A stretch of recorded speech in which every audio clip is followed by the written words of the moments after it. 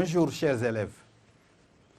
Alors aujourd'hui donc, notre objectif c'est de corriger les situations que je vous avais proposées la fois dernière à faire à la maison. Donc ce sont les exercices que vous deviez faire à la maison qu'on va corriger aujourd'hui. J'espère que vous l'avez fait.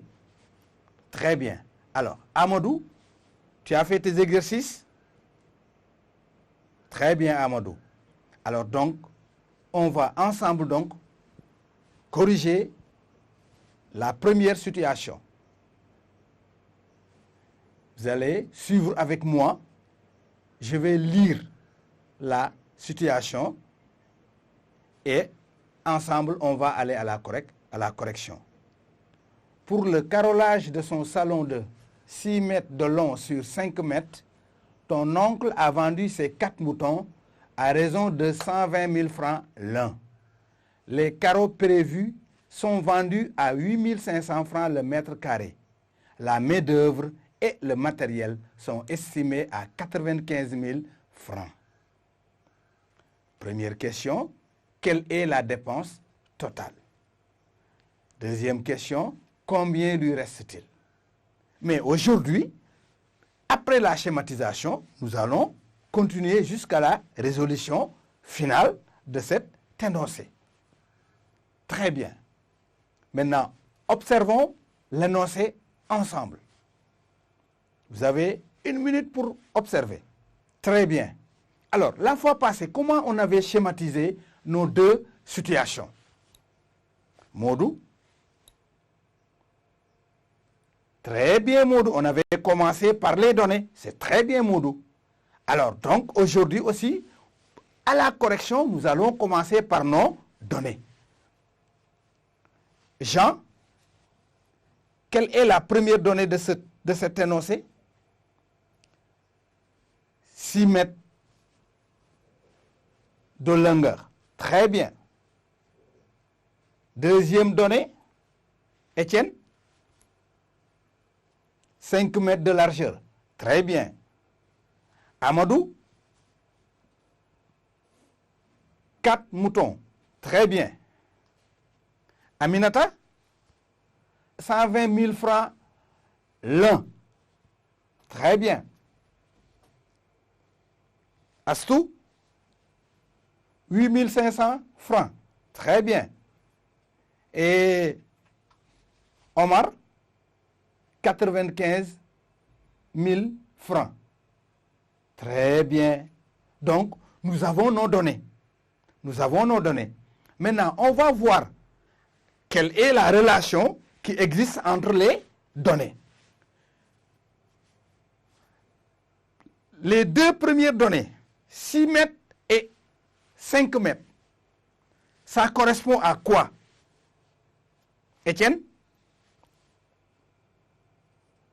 Ça correspond aux dimensions donc du terrain. Mais très bien. Donc c'est quel terrain ici? La surface à carreler. Très bien, très bien, très bien, très bien. Alors, donc ici, quelle est la question qu'il fallait poser ici? Amadou, quelle est la surface? Très bien, donc c'est une question intermédiaire. Donc vous avez vu que on commence d'abord par les questions intermédiaires avant d'aller à la question finale. Très bien. Alors, donc nous avons calculé notre surface. Comment on calcule la surface du rectangle? Aminata? Très bien, Aminata. Surface du rectangle égale longueur multiplié par largeur. Très bien, très bien. Parce que quand je fais aussi un problème, dès que je vois que j'ai un rectangle, moi, l'élève, qu'est-ce que je dois faire? Je dois, sur mon cahier de brouillon, mettre toutes les formules du rectangle. Comme ça, ça va m'aider à faciliter la résolution. Très bien, Aminata. Alors, si on termine de calculer la surface, quelle autre question intermédiaire il fallait chercher ici? Étienne, Très bien, Étienne. On peut calculer ici le prix de vente total des moutons. Très bien. Qu'est-ce qui nous permet de calculer le prix de vente total des moutons? Soda? Très bien, Soda. On prend donc le prix unitaire multiplié par le nombre de moutons vendus. Très bien, Aminata. Donc ici, le prix unitaire des moutons, c'est quoi? Qu'est-ce que le prix unitaire d'ailleurs? Qui peut me dire qu'est-ce que cela veut dire, le prix unitaire? Jean, c'est le prix de vente d'un mouton ici. Très bien, Jean, très bien. Donc, on prend donc ici, pour cette opération, il fallait prendre donc 120 000 francs multiplié par 4. Très bien. Alors, on continue toujours. Observons encore toujours nos données. Alors, maintenant, nous avons calculé le prix de vente des moutons.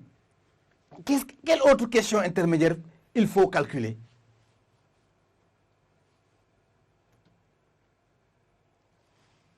Amadou, on doit le prix des carreaux. Ah, très bien, Amadou. Comment on va le faire? Suivez, on écoute ce qu'Amadou va dire. Très bien, Amadou. On va prendre donc 8500 francs multipliés par quoi? Par la surface en mètres carrés. Très bien, Amadou. Très bien. Et là, c'est pour trouver le prix d'achat des carreaux. Très bien. Là, je suis parfaitement d'accord avec Amadou. Observons encore nos données. Observons nos données encore. Qu'est-ce qu'il faut chercher maintenant? D'abord, qu'est-ce que nous connaissons? On va revenir sur ce que nous connaissons. Aminata, nous connaissons le prix de vente total des moutons. Je suis d'accord. Qu'est-ce que nous connaissons encore? Nous connaissons le prix d'achat des carreaux. Très bien. Et quoi encore?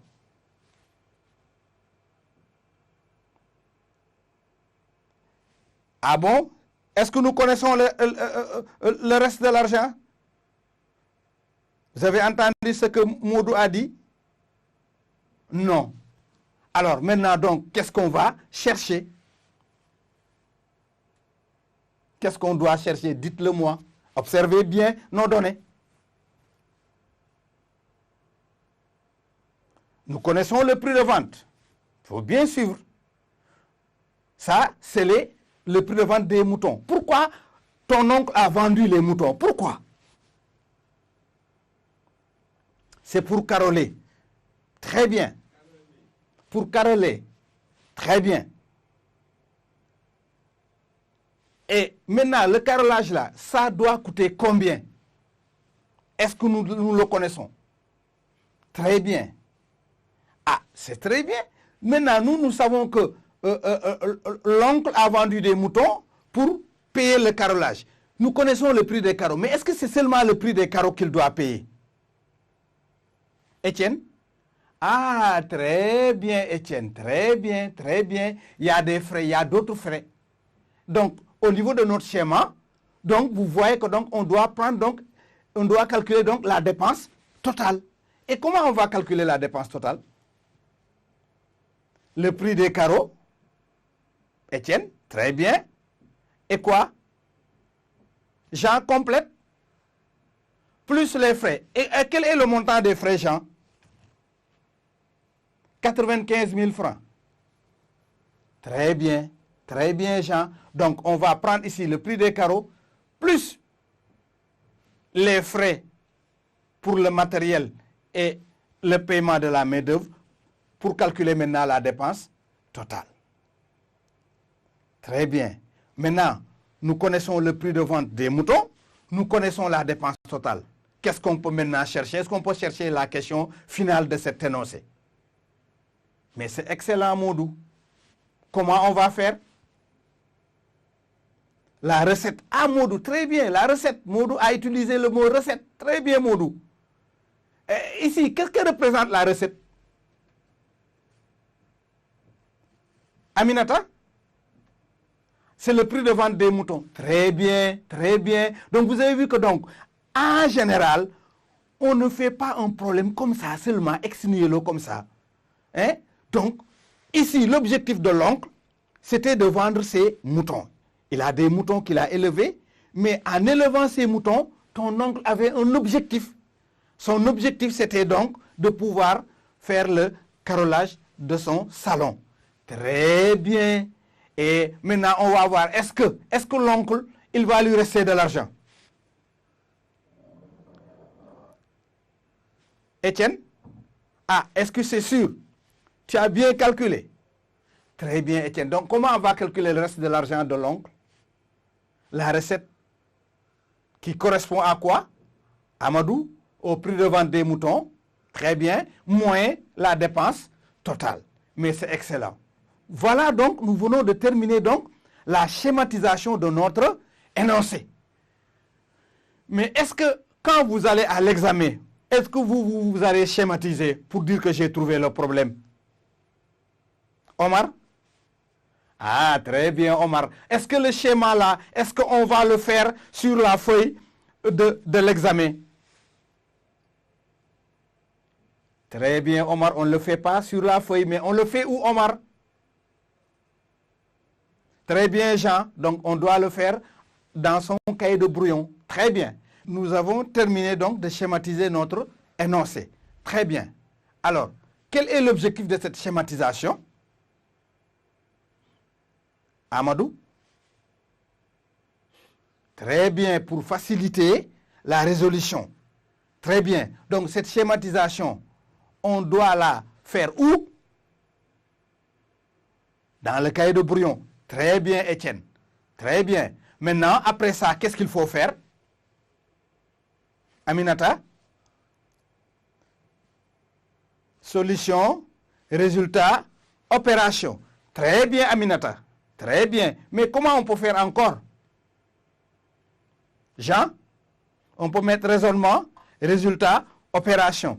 Très bien. Maintenant, on peut commencer la résolution. Aminata, comment on doit faire les opérations? Dans le cahier de brouillon. Très bien, Aminata. Mais comment? Combien de fois? 2 fois. Très bien. Très bien. Pourquoi on doit effectuer l'opération 2 fois dans mon cahier de brouillon? Étienne? Pour être sûr d'avoir trouvé. Très bien. Donc, quand je fais l'opération 2 fois dans mon cahier de brouillon et j'ai toujours le même résultat, cela veut dire que donc, j'ai la chance donc d'avoir le bon résultat. Très bien. Et après maintenant, c'est à ce moment maintenant que je vais mettre au propre. Très bien. Et c'est ce qu'on vous a toujours appris. On vous a toujours dit que avant d'écrire le résultat dans ton cahier, il faut faire l'opération 2 fois dans ton cahier de brouillon. Très bien, très bien. Et donc, c'est comme ça qu'on doit procéder jusqu'à la fin de notre résolution. Et donc, vous avez vu donc, au niveau de la résolution, donc, on va calculer quoi d'abord? Amadou, la surface, fais une phrase, Amadou. La surface est de, très bien, Amadou. Continue. 1 mètre carré multiplié par 6 multiplié par 5 égale 30 mètres carrés. Très bien, Amadou. Mais pourquoi on a mis 1 mètre carré devant? Ah, très bien, parce que le résultat, on doit avoir des mètres carrés. C'est très bien. C'est très bien, Amadou. Bon, quand vous allez en 6e, vous allez commencer à comprendre pourquoi on a ce carré-là. Mètre, mètre. On va vous apprendre ça. Mais il faut aller, quand vous allez continuer vos études, vous allez comprendre pourquoi. Très bien, vous allez continuer donc la résolution. Et à la prochaine leçon, donc, on va corriger notre deuxième situation. Maintenant, tout ça, l'objectif, c'est de vous permettre donc de bien résoudre les problèmes, de ne pas avoir de difficultés. Donc, les élèves qui n'ont pas fait la deuxième résolution, il faut vraiment s'y mettre parce que la prochaine leçon, on va corriger la deuxième situation. Très bien. Je vous remercie. À la prochaine rencontre, on va voir donc la deuxième situation. Je vous remercie.